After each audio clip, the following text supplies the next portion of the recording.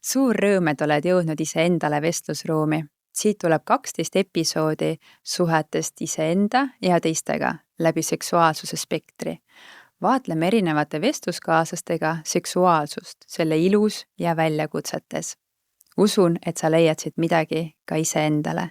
Mõnusat avastamist. Tere, Agnes! Tere, Marge! Mul on täna nii põnev päev, et alati, kui tuleb ka keegi, keda ma ise inimesena väga ei tunne, on kohe nagu märksa põnevam mul endal ka. Et mul on olnud selline ka inimesi, keda ma ei ole enne kohanud ja on jäänud pärast tuttavaks nagu väikse ajaga, aga et aitäh, et sa tulid. Aitäh, et sa kutsusid. Ja minu mõte siin kutsuda oli eelkõige sellest, et mind ennast hästi kõnetab siuke erotic blueprint, et meil on kõigil mingid erinevad keeled ja nagu me Epuga rääkisime, naistel on ka erinevad naudingu nurgad juba, ja kuna ma tean, et sa oled sellel alal väga palju ennast harinud ja kogenud, et kas sa jagad ja aitad mul koos minuga jagada ja võib-olla need erinevaid siis tüüpe, nurki ja kõike seda poolt. Jaa, vabalt. Mul endale pakuvad need ka huvi. On selline USA seksoloog, bodyworker nagu Jaya ja Jaya on välja töötanud siis seksuaalsuse keeled või tüübid. Et inglise keeles on palju mõnusam sõna erotic blueprint kohta. Ja tema on 30 aastat töötanud kehadega. Et ta on siis selline seksoloog, kes ka puudutab inimesi. Et mina olen sertifitseeritud sekscoach, mina inimesti ei puuduta, aga tema siis on õppinud inimeste kehasid tundma ja selle 30 aasta jooksul ta hakkas märkama erinevaid mustreid, mis hakkasid korduma. Ja siis ta sõnastas sellise toreda raamistiku, kes võib-olla ei ole kuulnud, siis nagu on ka räägitakse armastuse keeltest, eks ju. Yeah. Ja ega see ei olegi nüüd mingi teab mis tõde, see on lihtsalt ühe inimese välja töötatud raamistik, aga minu meelest see on päris tabav ja minul on sellest oma töös kasu olnud ja mu klientidel siis läbi minu ka. Ja tema räägib 5 erinevast tüübist. Ja ta ütleb ka, et tavaliselt inimesi üks kõnetab kõige rohkem, mis on justkui nende see peamine tüüp ja siis teine on ka nagu siis see teine tüüp. Et siis justkui 2 tükki võiksid nagu rohkem kõnetada. Ja esimesena äkki siis seksuaalne tüüp, sexual type. Et see on siis selline tüüp, kes on nii-öelda see mainstream tüüp, mis ei tähenda, et see on kuidagi halvem või igavam. Ei, lihtsalt inimesele, kes resoneerub selle tüübiga, meeldib seks selle kõige sellises võib-olla tavalisemas või tooremas mõttes. See ongi erutavad genitaalid, ongi rinnad, genitaalid, seks ise, peenistupes seks, eks ju, oraalseks, igasugused mänguasjad, võib-olla mingid tildod, buttplugid, anaalseks. Tüüpiliselt selline inimene kogeb päris palju spontaanset iha, oskab ennast ise käivitada, mõtleb seksile, siis ta juba tahab.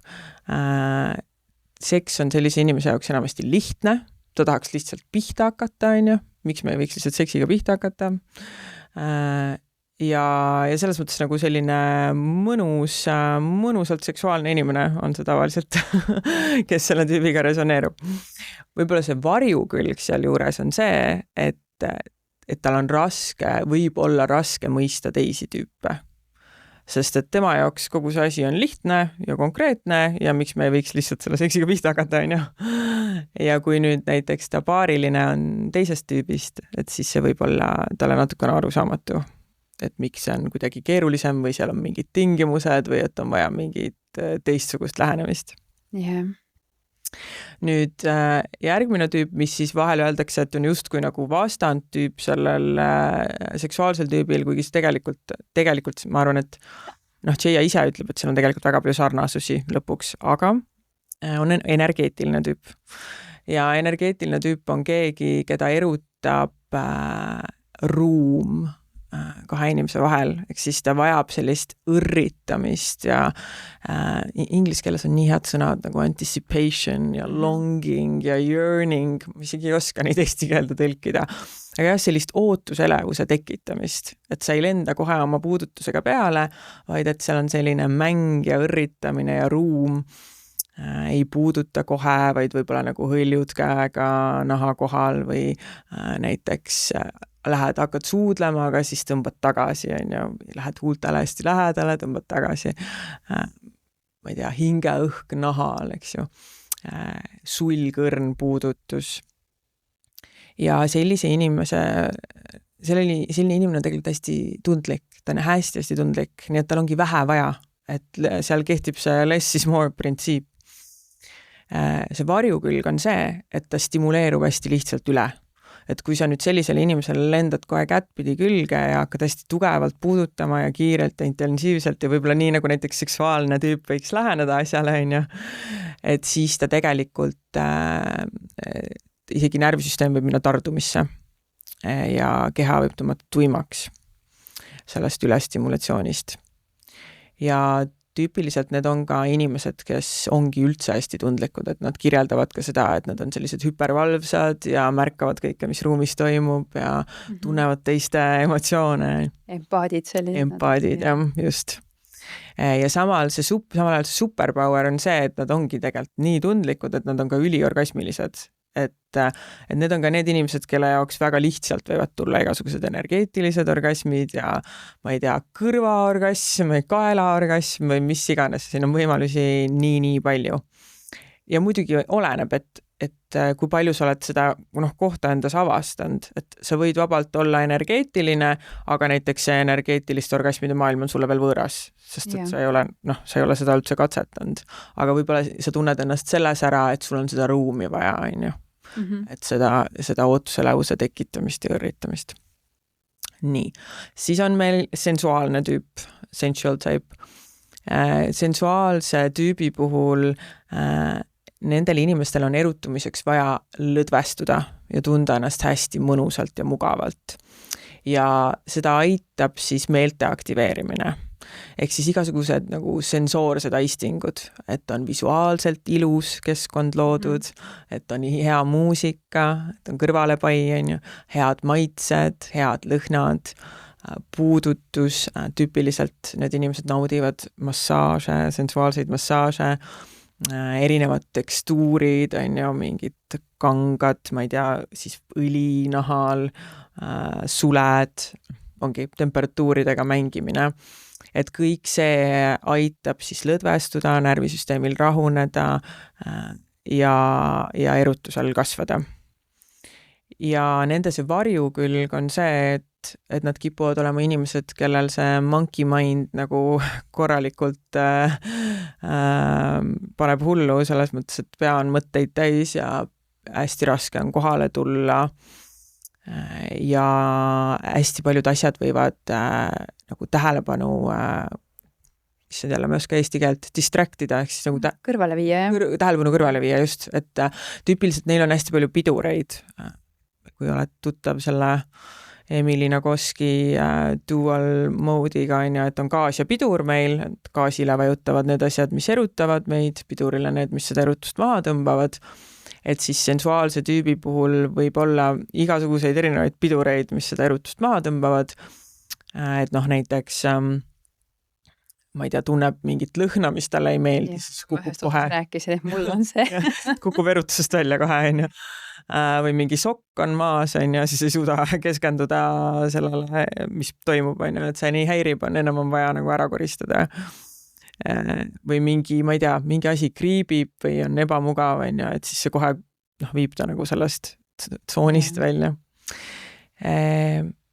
Ja siis, mis me nüüd, kinki.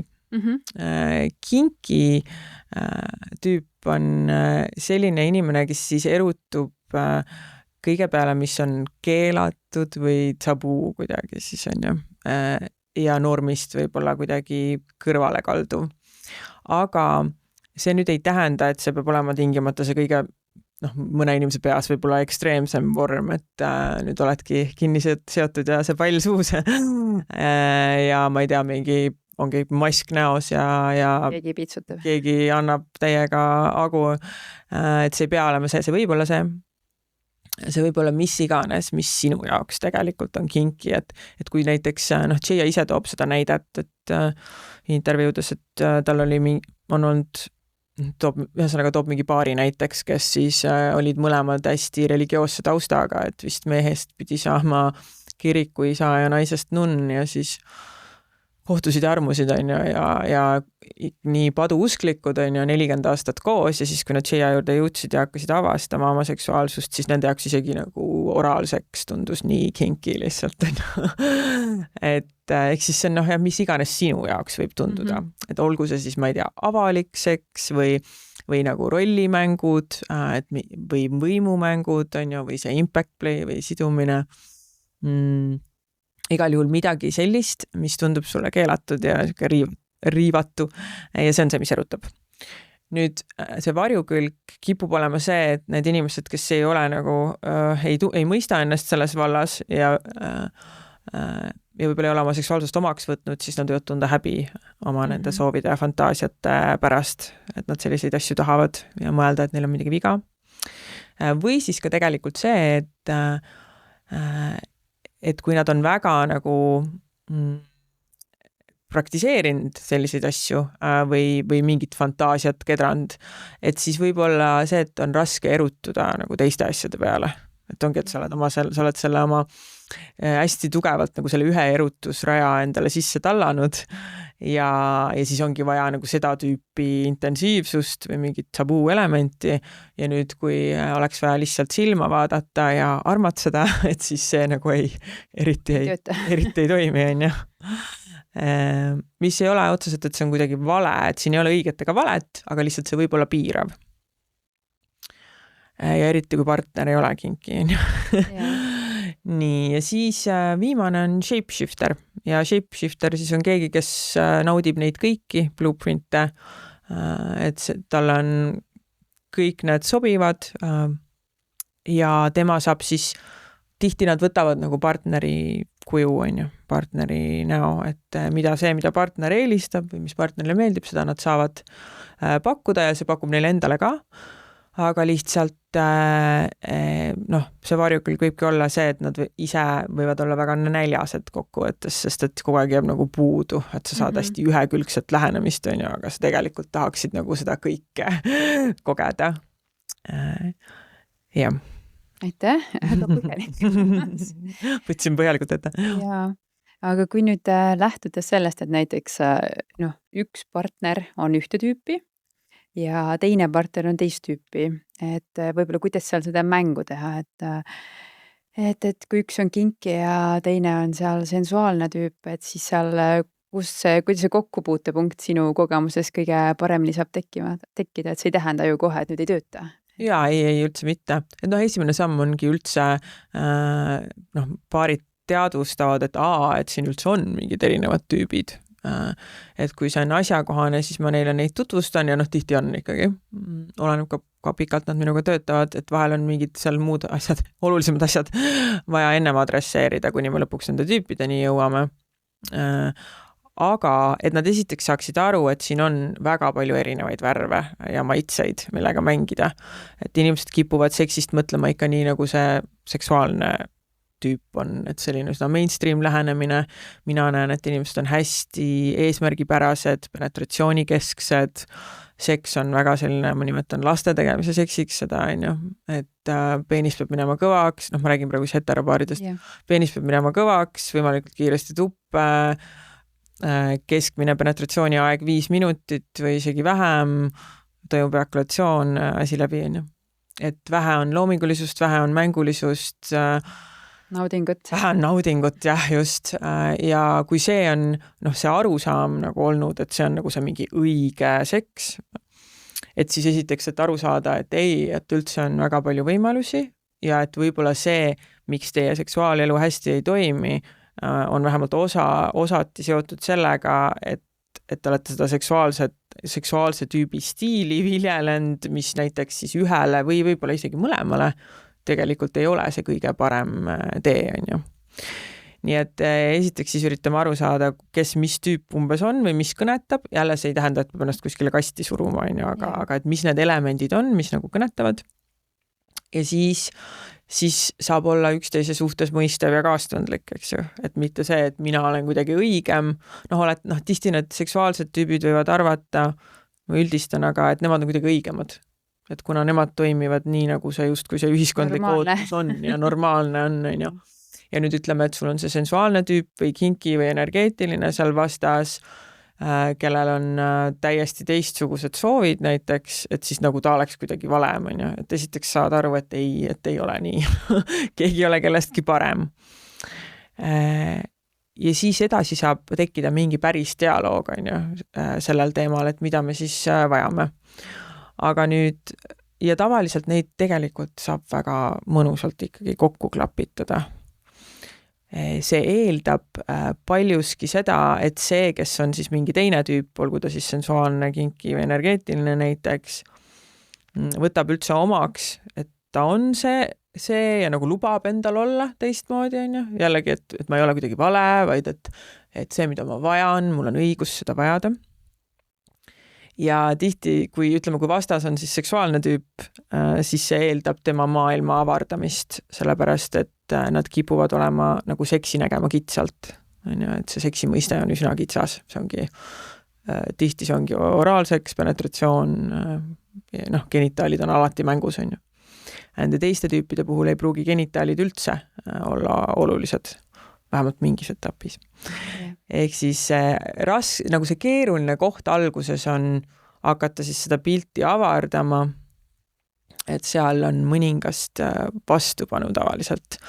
Ja keeruline koht on ka see, et tavaliselt on mõlemad tegelikult näljas. Vähemalt need, kes minu juurde jõuavad. Et näljas, ütleme siis, et on näiteks seksuaalne mees, mis on selline nagu võib-olla arvatakse, et stereotüüpsem näide, aga see ei ole, ma lihtsalt igaks juhuks ütlen kohe ära, et see ei ole tegelikult nii, et kõik heteromehed on seksuaalsed tüübid. Kindlasti mitte, jah. Et Shea ise ütleb, et ta on tänaseks, nüüd ma võib-olla panen puusse, sest et ma ei mäleta, kas ta ütles 3 või 7 miljonit inimest on ta seda testi teinud üle maailma. Ja see pidi heteromeeste vahel jaotuma need tüübid täitsa võrdselt, et on kõiki variante. Et ei ole nii, et võib-olla mõni arvaks, et kindlasti on nii, et mehed on kõik seksuaalsed. Küll aga võib-olla see, et mees arvab, et ta on seksuaalne tüüp, kui ta ei ole katsetandki midagi muud, see on talle võõras. Et Shea töös ka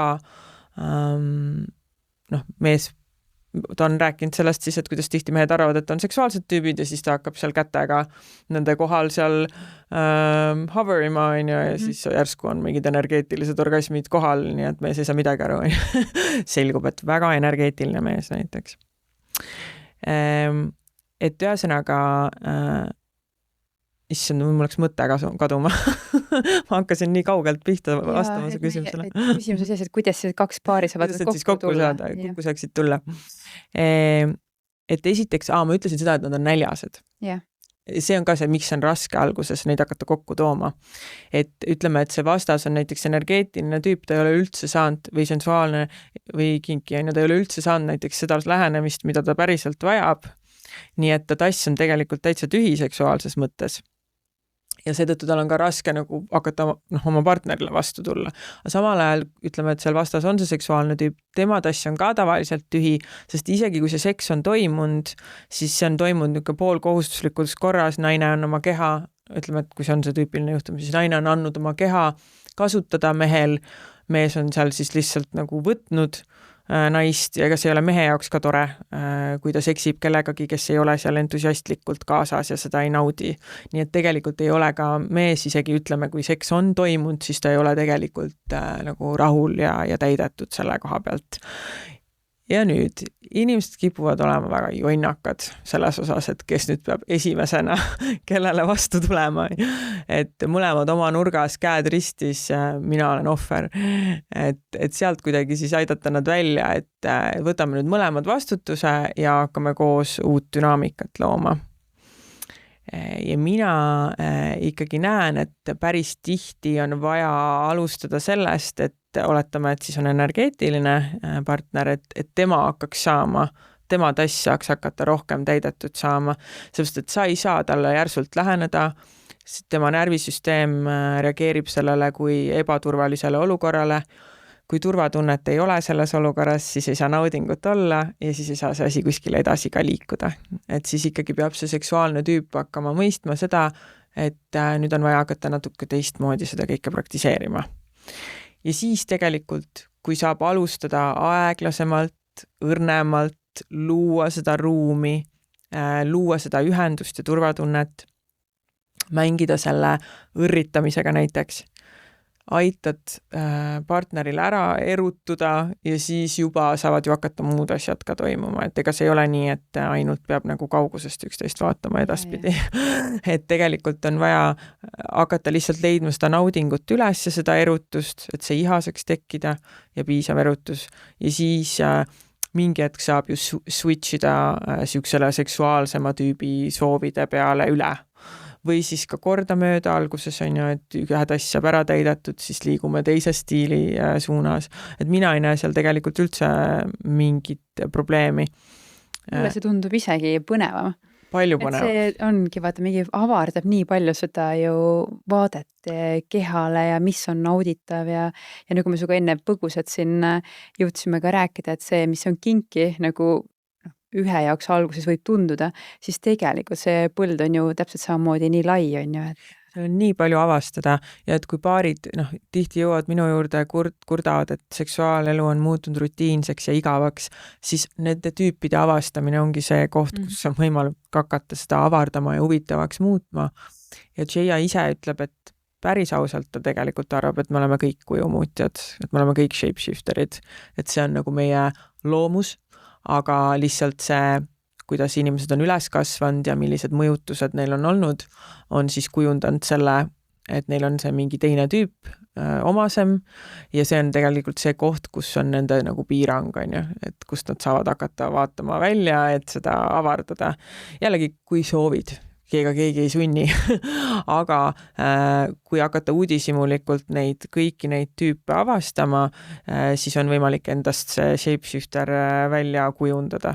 Ja kui sa praegu nii räägid, siis ma isegi tunnen ära, et vaata, me alguses enne siin salvestust veel korra rääkisime, et mul seda kinki poolt väga ei ole, aga kui nüüd mõelda, et ongi, vaata, mõne jaoks ongi võib-olla kinki juba kuskil rannas või meres, vaata, et kui nii vaadata, siis tegelikult annaks ka sellele poolele täitsa võimaluse, et mis minu jaoks juba ei ole, aga et ma vaatan, mis siis on, võib-olla ongi täpselt see, ei pea ju see kinkiniga minema sinna täiesti hardcore'i kohe ära. Ja just, et see kinkimaailm on, seal on nii palju võimalusi, mida avastada, et kui võib-olla ongi niimoodi, et partneriga avastada, et üks on kinki ja siis ehmatatakse algul ära, et mis nüüd juhtuma peab hakkama kõik, siis tegelikult seal saab nii samm-sammult hakata minema. Et esiteks ongi vaja aru saada, et mis need fantaasiad üldse on ja igal asjal on oma mingid nagu light-versioonid ja eelsammud tegelikult olemas. Sest eelkõige on vaja aru saada, et mis selle asja juures täpselt on see koht, mis erutab. Et ongi, et kas oletame, et see on mingi näiteks mingi avaliku seksi puhul või mingite siuksete huvitavate kohtade puhul, et kas see on nagu see vahele jäämise risk, on ju, või inimesele lihtsalt meeldibki, kui teised vaatavad, et see on see koht, mis erutab või lihtsalt see riskikoht. Seda vahelejäämise ohutunnet saab tekitada ka täitsa ohutult, ilma et nagu päriselt siis hakkad vahele jääma, sest kui see ühe inimese närvisüsteemi jaoks on liiga ohtlik, siis jälle ei saa nautida, siis sa oled liiga valvel, on ju, siis vahid ringi. Aga saab tekitada nagu selliseid olukordi, mis on faktiliselt ohutud, aga tunne saab ikkagi tekkida, et tunde tasandil näiteks, on ju. Või siis, kui ongi see huvi selle sidumise vastu, siis ega lõpuks, kui inimene tahab, et teda seotaks, siis partner saab ju seda õppida ja katsetada. See on siis, see ei pea ju käima teistpidi tingimata, kui ei taha teistpidi proovida, et nagu kui partnerid ennast ei kõneta, et teda seotakse näiteks. Või impact play puhul on see, et seal on nii palju, ega see, inimesed arvavad, et mingi ilge piinamine läheb kohe lahti, et seal on ka see, et sa ei hakka külmale nahale ei lenda peale, et ennem tehakse soojaks, siis sa hakkad õrnalt puudutama ja vaikselt tõstad intensiivsust, nii et nahk hakkab harjuma ja siis sa võid lõpetada juba väga kerges kohas, kui sa ei taha, et see läheks nagu intensiivsemaks või üldse sensoorsed nagu sensory play on ju wax play küünlavahaga, miljon varianti. Et need inimesed, kes on arvanud näiteks, et neile üldse ei meeldi, kui nad on kogenud seda õrna versiooni sellest, siis nad on avastanud, et issand, see on nii mõnus, tegelikult on nii hea. Sest et lõpuks nendes praktikates on äge see, et seal on hästi palju kohalolu. See nagu hästi mõnusalt kohal nendes asjades ja seal on hästi palju piiridest rääkimist, kommunikatsiooni, nii et see on tavaliselt hästi turvaline, kui seda õigesti teha. See ju veel seda tekitab rohkem intiimsust ka ju kahe paari vahel, ta hakkab siuke kommunikatsioon ja sügavam vestlus pihta. On ju paare, kes väga ei räägigi või on selline kujutab, et seks on midagi, mis juhtub ise, et miks me peaksime sellest rääkima. Kõik on ju ära seksinud, et ma arvan, et on generatsioone, kes kuulevad, mõtlevad, mis seal siis nüüd nii väga on, et mees, naine, et on aegade alguses ühtmoodi olnud, aga jah, üks toksilisemaid müüte, see, et seks on loomulik asi ja peaks iseenesest juhtuma, et mille tulemus on see, et kui inimesed nii usuvad, siis nad arvavadki, et siin ei ole millestki rääkida ja siin ei ole vaja midagi kuidagi mõista ja midagi ei ole vaja, kuskil ei ole vaja areneda ja midagi ei ole vaja osata ja nii edasi ja see on lihtsalt üks suur vale, et muidu inimestel ei oleks nii palju probleeme seksiga. Et see osa, mis on loomulik, on see sama laste tegemise seksi osa, et sa suudad välja mõelda, et see peenis sinna tuppa läheb. Aga sealt edasi, kui asi hakkab naudingut puudutama, siis inimesed on ikkagi väga segaduses ja hädas. Me võiksime siin ka sisse tuua, hästi põgusalt Tommiga puudutasime teemat nagu seksi planeerimine. Ma tean, et sa oled ka sellest vist omajagu rääkinud, et kui täpselt sa kohtingut planeerid ja kõik mõtled sul aasta jooksul, esimene aasta olgu, et see on väga spontaanne, ma arvan, mõlemal on see üksteise nautimine ja kui sa oled juba koos olnud seal 3 aastat, 7 aastat, 20 aastat, et see ei ole enam midagi, et see polaarsus ei tõmba enam siin nii automaatselt seal kõik need kemikaalid on ammu haihtunud, aga et ei tekiks siis ka seda, et elad koos ja kui mõtled, kuule, et ma ei tea, paar kuud ei olegi nagu intiimsust jagatud ja siis tekib siuke tunne, et nüüd on midagi, siis juba ma kujutan ette, et kui ongi siuke tunne, et mis siis enam on ju. Ja. Tegelikult ma olen vaadanud sinu stories, et mul ei ole endal säärast sellist kogemust tekkinud, aga et ma olen ka arvatud, et ongi inimesi, kes ei planeeri või ei mõtle selle peale või ei hoia kuidagi kätt pulsil, et minul kuidagi sisekell hakkab mingi hetk tööle, et kuule, aga et on vist, ma saan aru, et on inimesi, kes ongi koos, ma ei tea, ainult 10 aastat olnud ja ütled, kui ma ei tea, 2 korda aastas kohtuvad intiimses ruumis ja siis on minul lihtsalt pea küsimärke täis, et miks te siis ei tee rohkem. ja miks te võtast aega. Ja see on jälle, et see on see seal on see spontaansuse müüt, eks ju, et see peaks iseenesest juhtuma ja iha peaks lihtsalt sinus regulaarselt iseennast ilmutama ja kui see nii ei ole, et siis on sinuga midagi valesti või suhtega midagi valesti. Et tegelikult see ei ole nii, nagu sa ütlesid, siis see esimene neurokeemiline torm vaibub nagunii, maksimaalselt siis 3 aastat võib selline asi kesta, see armumise faas, kus keha on täis dopamiini ja muid toredaid hormoone, mis siis nagu tõmbavad üksteise suunas, tekitavad sellist kinnisidee tunnet. Ja selles faasis võib siis tõesti tunduda, et need kõik asjad iseenesest juhtuvad. Aga sellest ma räägin ka palju, et see ei ole ka midagi nii iseenesest, et okei, seal on see neurokeemia, on ju, mis toetab see pauk, mille all sa oled, nagu oledki narkouimas.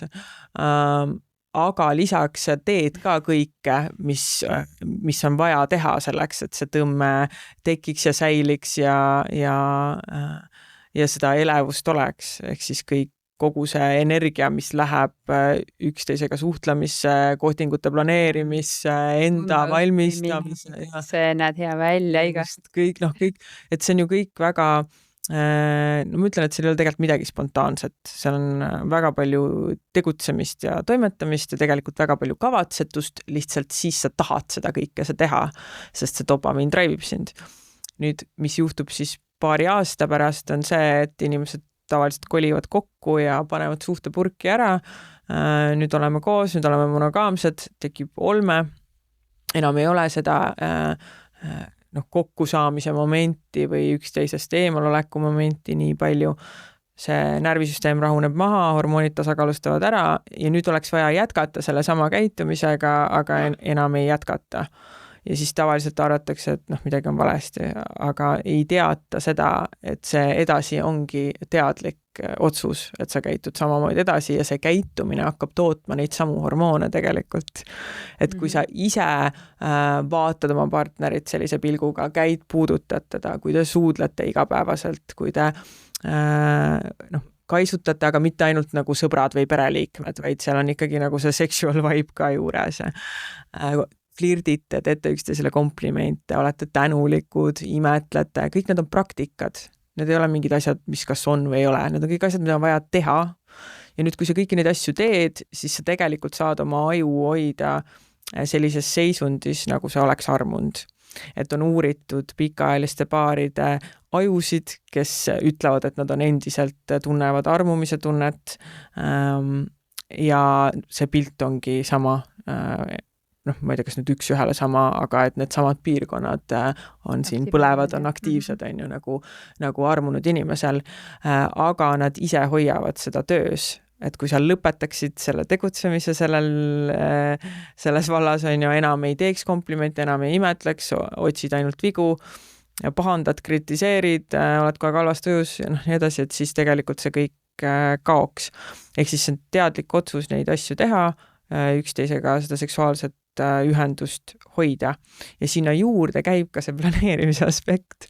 Tahad või mitte, ma saan alati nii palju mingid vastuväiteid, kui ma sellest räägin, aga see on nagu mägi, millel ma võin surra, et ja prove me wrong, ma tahan näha, kuidas te seda teistmoodi teete, sellepärast, et see, muidugi, kui sa oled kaks inimest, kellel ei ole lapsi ja kes on näiteks ettevõtjad ja graafikud on vabad ja aega on palju või ma ei tea, üldse reisite ringi kogu aeg, no siis loomulikult ma arvan, et ei ole vaja planeerida, et siis te oletegi piisavalt palju koos, piisavalt palju on selline kontekst, mis seda soodustaks, et tahaksite ja siis tõesti.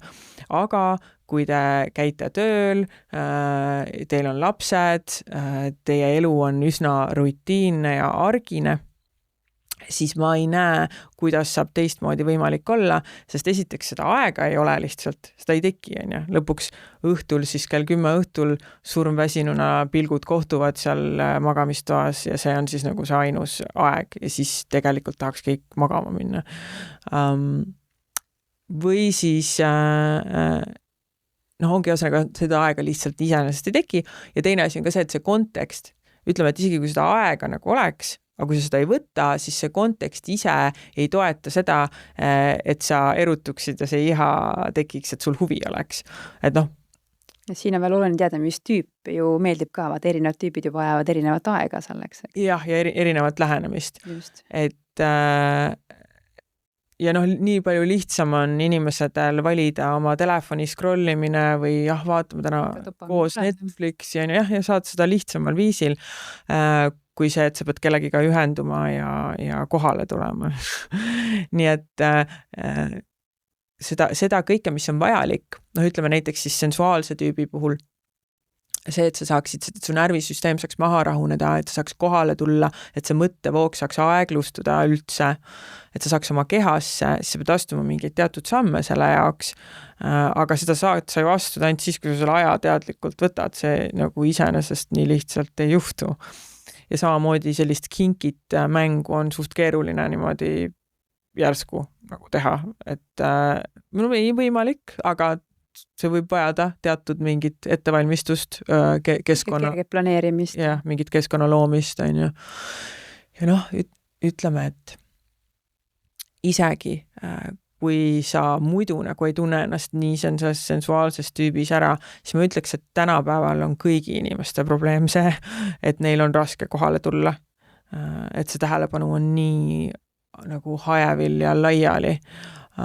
Lihtsalt sellest, millises nagu tempos me elame ja kogu see sotsiaalmeedia tarbimine ja kõik. Ehk siis enamik inimesi elab minu meelest sellises võitle-põgene režiimil sümpaatilises aktivatsioonis, kus nad on pidevas valveolekus ja hästi pinges. Aga sellisest kohast seksuaalne olla on väga keeruline. Et seal ongi vaja esiteks oma närvisüsteem maha rahustada, ja siis hakata nagu vaikselt selle puudutuse suunas liikuma, sest et selle jaoks, et keha saaks üldse naudingule päriselt avaneda, ongi vaja, et keha tunneks ennast turvaliselt närvisüsteemi tasandil, on ju, ja et oleks kehas lõdvestus, et see nauding üldse saaks kehas ringi liikuda, on ju. Niisuguses pinges kehas ei juhtu mitte midagi. Aga jälle, kuidas see nipsust siis juhtuma peaks nüüd järsku? Et tõesti, ma lihtsalt ei näe muud viisi kui see, et sa planeerid. Aga ja igaks juhuks ütlen, et ma ei pea siin silmas, ma pean alati seda ütlema, et ma ei pea siin silmas seda, et nüüd paneme selle kellaaja kalendrisse ja siis võtame püksid maha ja siis see peenis läheb tuppe ja hakkame pihta. Et ei, et sa ikkagi planeerid seda ühist aega, et koos seda konteksti luua. Ja võib-olla sa isegi planeerid neid tegevusi, mis võiksid sul seda isu tekitada, seksi isu tekitada. Et see hakkab nagu kaugemalt pihta oluliselt. See ei peagi olema kohe penetreeriv akt, vaid et võtad lihtsalt selle aja, võib-olla istudki, vaatad üksteisele silma. Just, vaatad üksteisele silma, tantsite, hingate, laulate, naerate, ükskõik mis on see, mis te teha tahate, aga et seal on nagu need sammud, kus sul saab tekkida kontakt iseendaga, ühenduspartneriga ja keha saab lõdvestuda. Minu meelest see on kõige mõistlikum viis läheneda. Ma olen nõus. Seisan sinuga siis sama mäe otsas. Aga kui ma nüüd hüppan natuke tagasi, et mul oleks endal vist päris põnev teada, et kuidas sa üldse jõudsid selle nii-öelda coachimise juurde, sellise teema juurde, et mis sul enda lugu on, et sa põgusalt oled nüüd maininud, et sa ise tegelikult oled see kinkim tüüp ka, on ju, aga mis sul see teine tüüp näiteks on ja kas sa avad natuke seda poolt ka, palun? Ja, ma üritan mitte liiga pikalt rääkida, et kust alustada. Ma lihtsalt alati olen olnud suur seksihuviline, sellest saab nüüd hea koodi kuskile sotsiaalmeediasse, aga see lihtsalt on nii, et mul on kõrgendatud huvi selle teema vastu olnud alati. Ma hakkasin väga noorest saati ennast avastama, ennast puudutama, naudingut kogema, kuni lõpuks siis ka nagu orgasmini välja ja vedas, et keegi ei suutnud mind sellel teekonnal häbistada.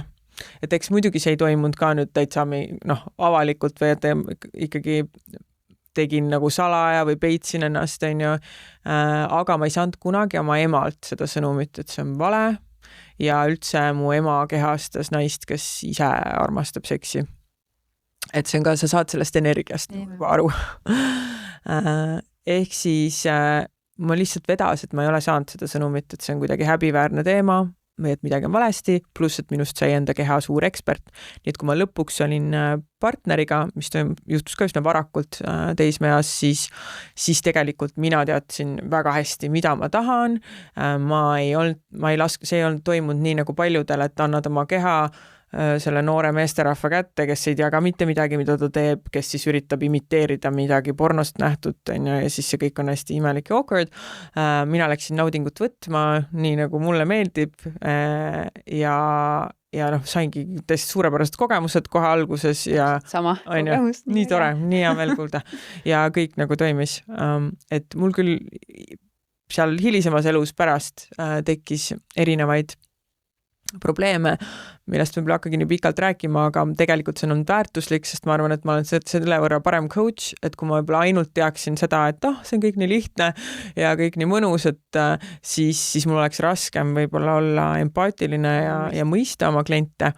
Et tegelikult erinevatel põhjustel ma jõudsin mingi hetk sellisesse kohta, kus ma hakkasin hästi palju naudingut teesklema ikkagi, et meeldida meestele ja kuidagi panin nagu hästi sükse show elemendi sinna juurde, ehk siis ei keskendunud enam oma naudingule nagu alguses. Jälle sama. Ja siis läks üks suur show lahti ja siis muidugi toimus nagu süke oma kehast nagu võõrandumine, et kui sa palju seda show'd teed ja sinu nauding seal esikohal ei ole, siis mingi hetk see keha hakkas protestima selle kõige vastu. Ja siis mul on 2 last, nii et ma olen ka selle väikeste laste perioodi läbi teinud, kuidas see mõjutas ja siis mingi hetk, kuidas mu liha kadus üldse täiesti ära.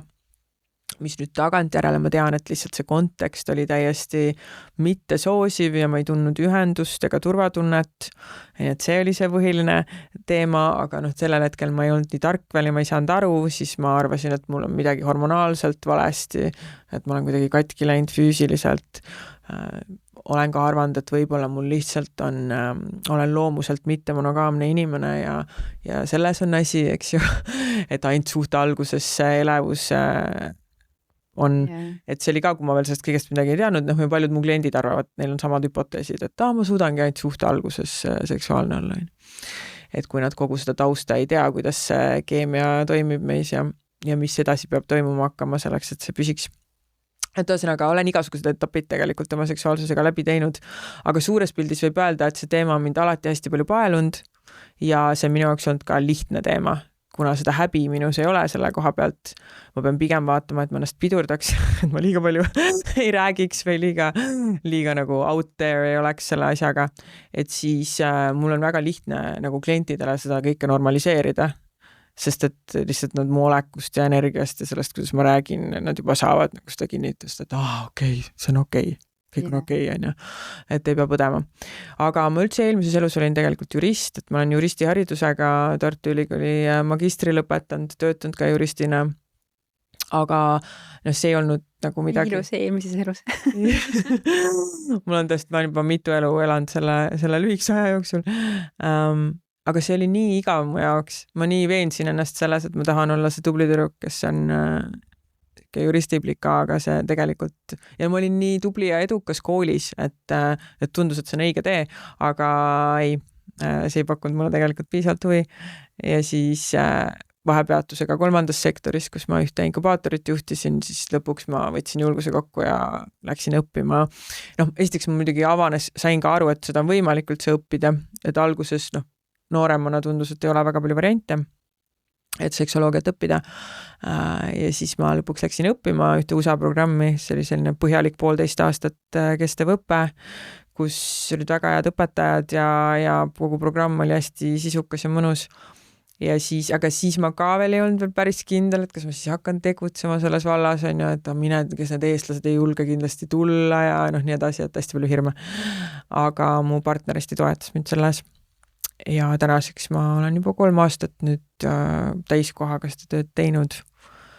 Et see on lihtsalt mu lemmik asi üldse. Ma nagu ei suuda uskuda, et ma saangi töötada sellel alal, sest nooremana oli nagu see, et mis sind kõige rohkem huvitab? Seks ja suhted. Mingi, okei, sellest inimesest ei saa vist küll midagi või nagu, et mis ma peale hakkan sellega. Aga nüüd ma olen nii tänulik, et ma saan seda tööd teha. Ja kui sa küsid mu tüübi kohta, et siis ma olen shapeshifter. Tänaseks tunnen ennast tugevalt kõikides tüüpides. Mis mul välja lööb rohkem on kinki. Et see on nagu see koht, kus ma olen isegi mitte pidanud, vaid ise tahtnud nagu vaadata mujale ka. Et mitte ainult minna seda kinkit teed, sest et mulle endale meeldib, et mul on palju võimalusi ja et mu seksuaalelu on hästi mitmekesine. Ehk siis kinki on mulle hästi omane ja seksuaalne tüüp on mulle tegelikult hästi omane, et näiteks seda energeetilist ma olen pidanud endas avastama või pidanud jällegi tahtnud endas avastada. See on olnud lahe teekond ja see on avanenud aina rohkem.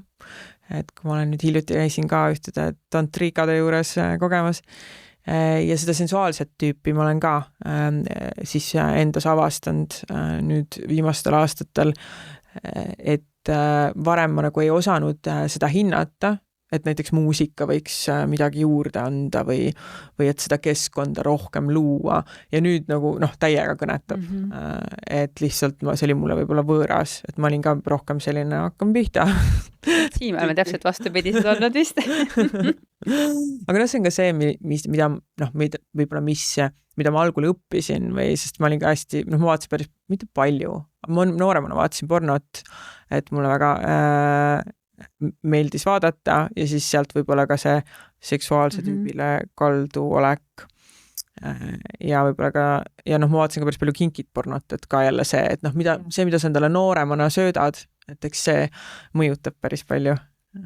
Aga aga ja tänaseks nagu see energeetiline maailm on minu jaoks nii põnev ja see sensuaalne maailm ka.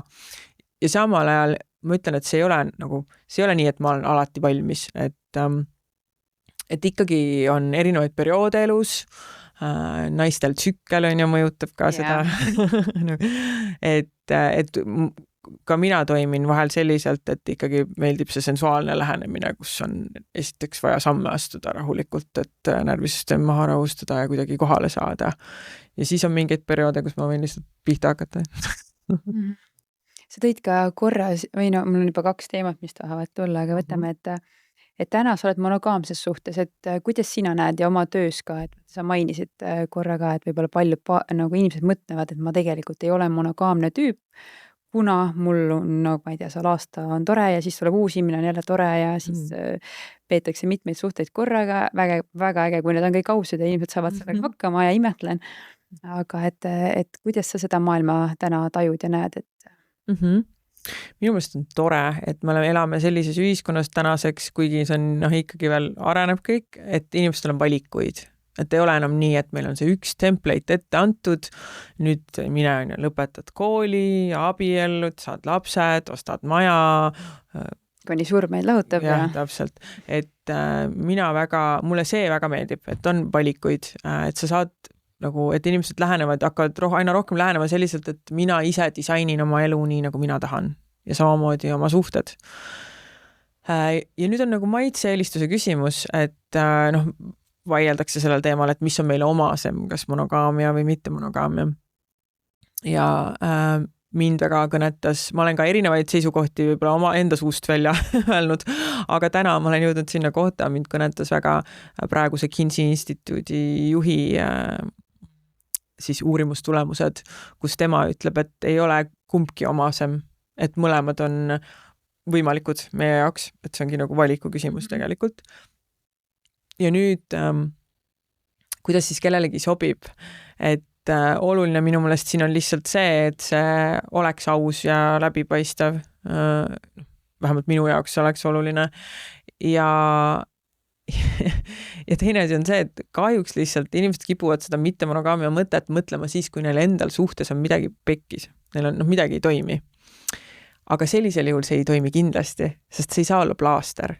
See ei saa olla plaaster sellele, et sul endal partneriga asjad ei suju ja nüüd võtame siia mingi 3. või 4. veel ligi ja vaatame, mis nüüd juhtub.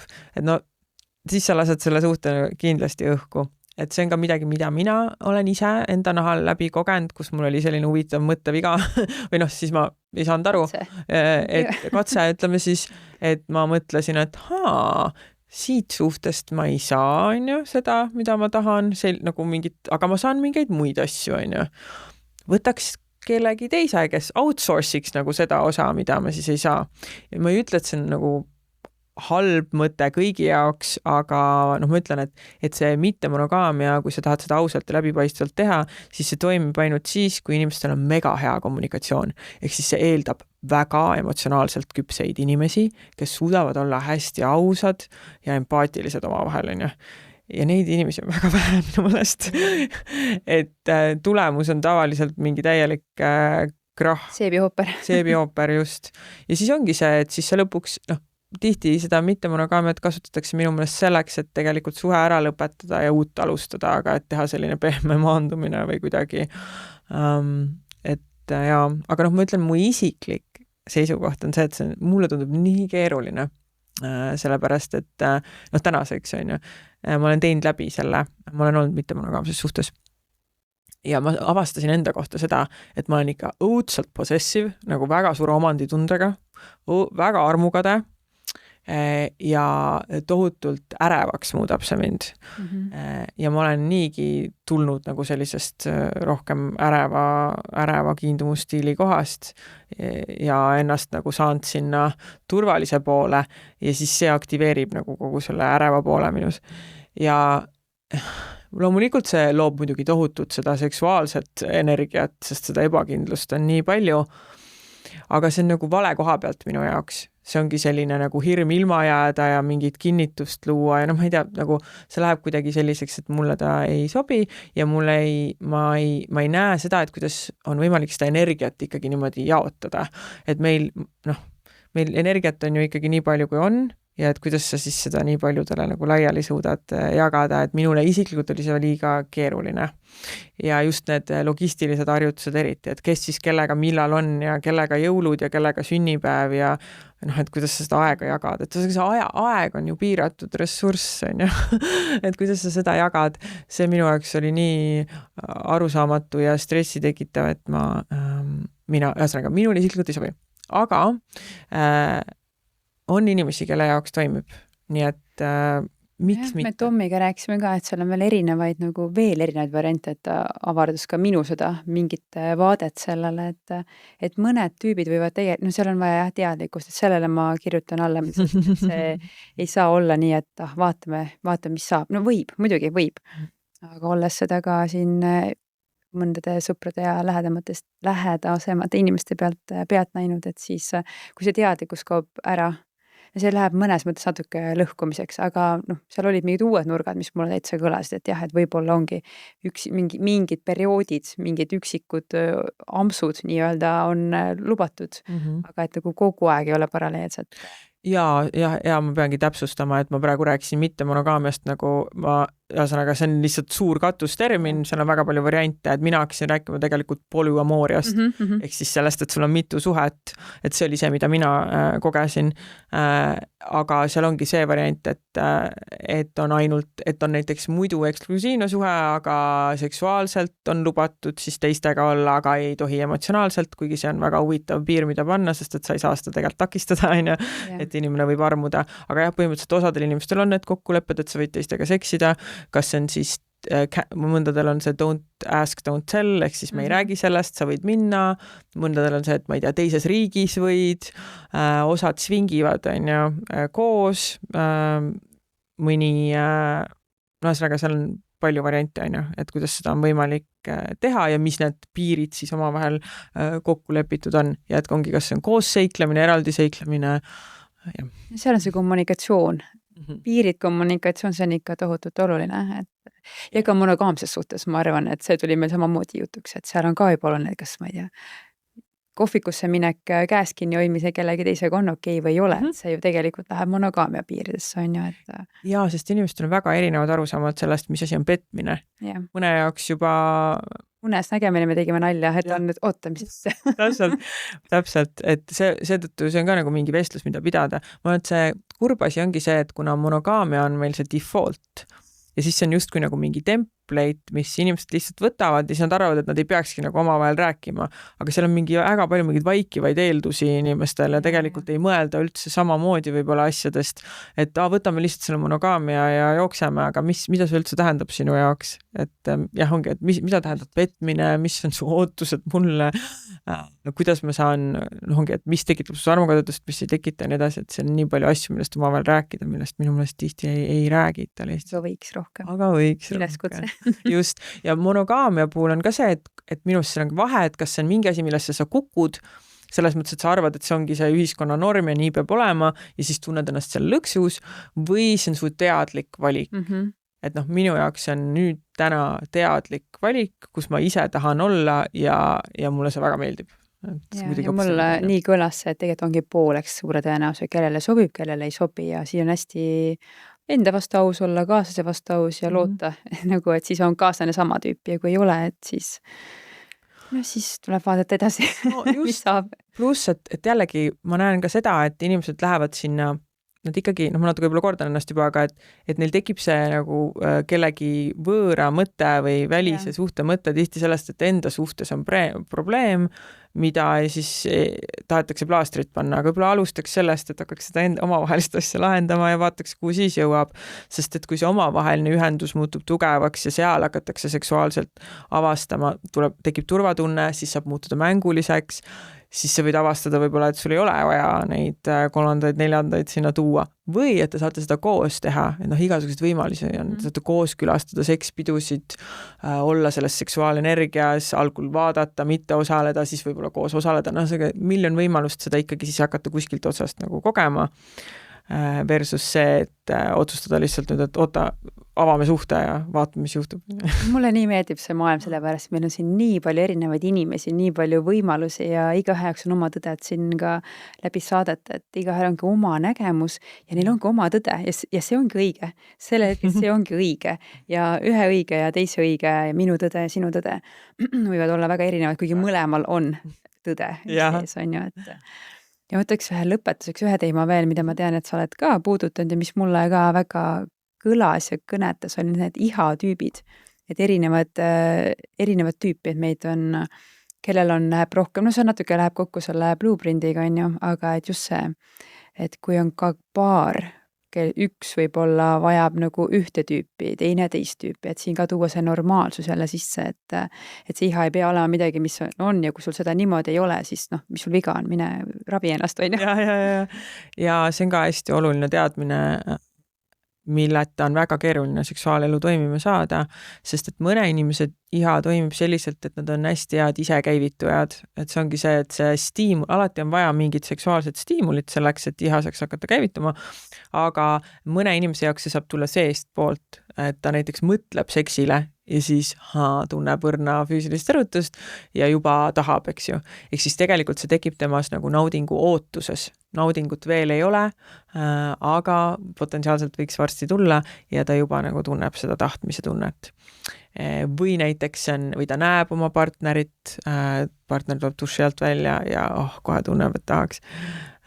Nii et seal on, nad on tavaliselt, need inimesed on hästi siuksed mõnusalt tundlikud selle koha pealt, et erutuda on üsna lihtne, kuna neid seksuaalseid stiimuleid nagu jagub ja nad märkavad neid ja nad suudavad neid ise genereerida ka. Ja siis seal nagu see erutus tekib ja iha järgneb justkui refleksist nagu samaaegselt, on ju, et see on nagu tuleleek niimoodi lahvatab. Aga on ka teine ihatüüp, milleks on vastuslik iha, ja kirjanduses kasutatakse ka reaktiivset iha. Aga vastusliku iha termin on mulle hakanud meeldima nüüd, kuna ta ongi vastusena millelegi. Ehk siis selline inimene ei ole tavaliselt väga hea isekäivituja, et enamasti ei piisa sellest, et ta hakkaks seksile mõtlema. Tal tavaliselt ei teki ka need mõtted. Ja vaja on siis mingit teatud stimulatsiooni, mis iganes see on selle inimese jaoks, tihti see on ikkagi seotud puudutusega ja vaja on seda piisavalt pika aja jooksul, et siis rahulikult keha saaks hakata erutuma ja siis kui keha erutub, erutus kasvab, siis iha järgneb. Ehk siis see iha järgneb naudingule. Midagi seksuaalset peab sinuga juba toimuma, et see saaks tekkida. Piltlikult see on siis nagu vee keetmine, et niimoodi vaikselt hakkavad mullid tekkima, kuni lõpuks ta läheb keema ja see ei ole kuidagi madalam iha, ta ei ole kuidagi ebanormaalsem variant sellest kõigest, nad on täiesti ühel pulgal mõlemad, et see on ka oluline aru saada, sest tihti need inimesed, kes on vastusliku ihaga, nad ei tea seda ja nad tunnevad, et nad on katki, et nad ei taha kogu aeg seksida või et neis ei teki see iha nii lihtsalt kui nende partneris näiteks, sest tüüpiliselt kipub olema nii, et kokku satuvad, või vähemalt mina kuulen neist kõige rohkem, sest neil on probleeme kõige rohkem. Need, kellel ühel siis on seda spontaanset iha palju ja teisel on vastuslik ihatüüp põhiline. Ja tegelikult enamik kogenevad ikkagi mõlemat varianti. Et statistiliselt on need naised, kes on rohkem vastusliku ihatüübiga, siis öeldakse, et kuskil 70% naistest, aga on ka 30% mehi, eks ju, kellel on see tüüp. Et see on jälle see stereotüüp, et mehed kõik süttivad nii kiirelt ja neil ei ole midagi vaja, nad on alati valmis. Ei ole tõsi. Väga palju on ka neid mehi, kes vajavad seda iha käivitamist. Aga nüüd jah, et kui ühel siis on see spontaanne parasjagu põhiline tüüp ja ta hästi lihtsalt ise käivitub ja tundubki just kui igas asendis oleks valmis, et siis see teine, kellel nii ei ole, tal võib hakata tunduma, et tal on midagi viga. Ja nüüd kui ta, seal ongi see probleem, et kui sa lihtsalt ootad selle vastusliku ihatüübi puhul, et see iha sind külastaks, siis ei pruugi midagi juhtuda, sest et kontekst ei toeta, igapäevarutiin ei ole väga seksikas ja siis sa lihtsalt ootad ja istud. Et siis sellises olukorras sellisel juhul sa pead ennast hakkama sinna olukorda panema, et midagi seksuaalset sinuga toimiks. Ehk siis see peab olema selline teadlik valik, et sa annad võimaluse naudingule ja siis see iha saab tegelikult järgneda.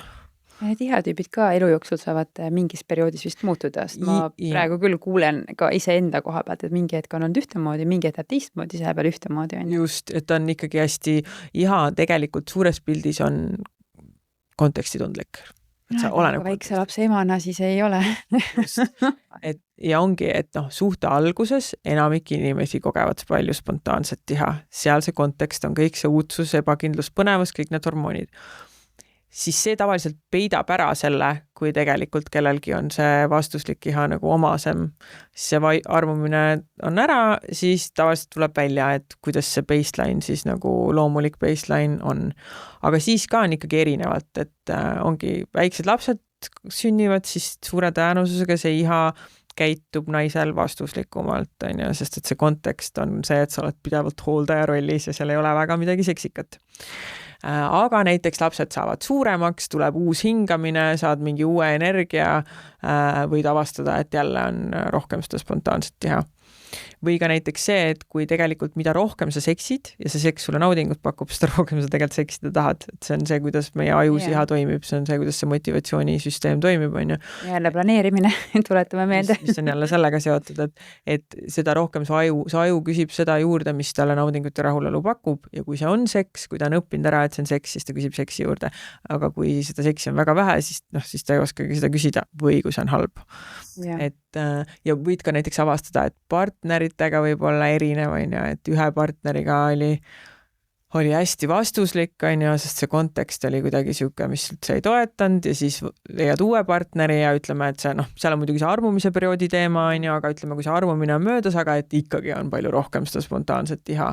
Et kuidagi jälle võib-olla siis teie omavaheline suhe on mõnusam, võib-olla see inimene meeldibki sulle füüsiliselt ka rohkem, on seksuaalselt atraktiivsem, mis iganes seal siis mängib.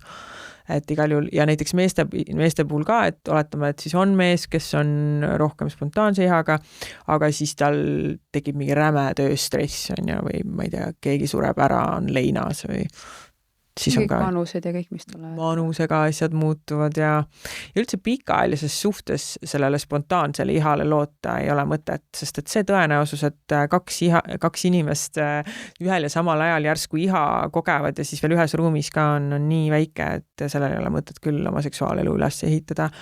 Et seetõttu vastuslik iha ongi see lahendus, millega saab purjetada. Kui soovid olla monogaamses suhtes pikalt, siis sellele vastuslikule ihale toetudes sa saad lõpuni välja minna. Sa ei sõltu sellest algusaja hormoonidest, sa ei sõltu üldse oma hormoonidest nii palju ja oma tujudest, on ju, sest et paratamatult vanusega hakkab hormonaalne tasakaal muutuma ja siis seda spontaanset iha hakkab ka vähem olema. Et siis ongi see, et sa ei pea nendele tujudele ja hormoonide nagu meelevallas olema, kui sa vastuslikule ihale toetud ja lihtsalt pakud endale neid seksuaalseid stiimuleid, mis sind erutavad, hoolid selle eest, et ei oleks neid asju, mis maha pidurdavad ja annad aega, et erutus saaks kehas tekkida ja iha järgneda ja voila. Jah, siin võibki nüüd vaikselt kokku tõmmata ja mulle väga meeldib ka see mõte, et hoolimata vanusest jätta kogu aeg see selline mõnus voog alles, et ajas me muutume, et võib-olla jääbki kuidagi kõlama, et et see 60-sed või need minu arust 60-sed tänapäeval on nii seksikad, nii ägedad. Mõtle, mis vanus, nagu mina küll ootan kõiki vanused, et täna see 40-sed mõtlen nagu parim aeg ever ja lähebki, on ju, et samamoodi sellise, ongi see, tekib nii palju muid neid layereid juurde, et see on väga-väga äge. Ja üldse, kui räägitakse sellest, et mis on suurepärase seksi tunnused, et siis tegin hiljuti ühe postituse ka Instagramis, et siis need tunnused on kõik seotud tegelikult selliste elementidega, mis tihti muutuvad meile omasemaks just, kui me küpseme. Siis ongi, esimene on üldse kohalolu muidugi, see on võimalik igas vanuses, aga seal on siis haavatavus, autentsus, empaatia, suurepärane kommunikatsioon, et need on kõik asjad, mis reeglina noorena nagu nii liiga avastamisel ja siis kui sa tegeled enesearenguga ja arened inimesena, et siis tegelikult mida seal vanemas eas need muutuvad nagu tugevusteks, et ja need on kõik need elemendid, mis teevad seksi tegelikult heaks, nii et asi saab ainult siin lõpetamegi, aitäh sulle! Aitäh!